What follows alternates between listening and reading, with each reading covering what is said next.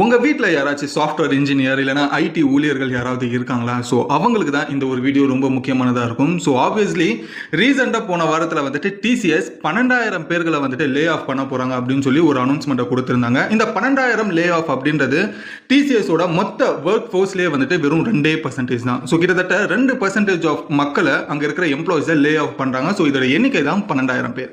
இந்த டிசிஎஸ் பொறுத்த வரைக்கும் 12,000 பேரை லே ஆஃப் பண்றாங்க அப்படின்ற பட்சத்தில் அதுக்கு பின்னாடி ஏதாச்சும் காரணம் இருக்கும். அந்த காரணம் வந்துட்டு டிசிஎஸ்ல வேலை செய்றவங்க யாருக்குமே அங்க வேலையே இல்லையா, சோ இதனால தான் 12,000 பேரை லே ஆஃப் பண்றாங்களா, இல்லனா இந்த ஏஐ வந்து இந்த 12,000 பேர்களோட வேலைகளை வந்துட்டு ஆக்குபை பண்ணிடுச்சா இந்த ஏஐ, இப்படி இல்லனா இந்த டிசிஎஸ்ல பொறுத்த வரைக்கும் ஏதாச்சும் லாஸ்ல போயிட்டு இருக்கா, இந்த லாஸை வந்துட்டு மெயின்டைன் பண்றதுக்காக இந்த 12,000 பேர்களை வந்துட்டு வேலையில இருந்து தூக்கி ப்ராஃபிட்டை காமிக்கிறதுக்காக டிசிஎஸ் முயற்சி பண்றாங்களா.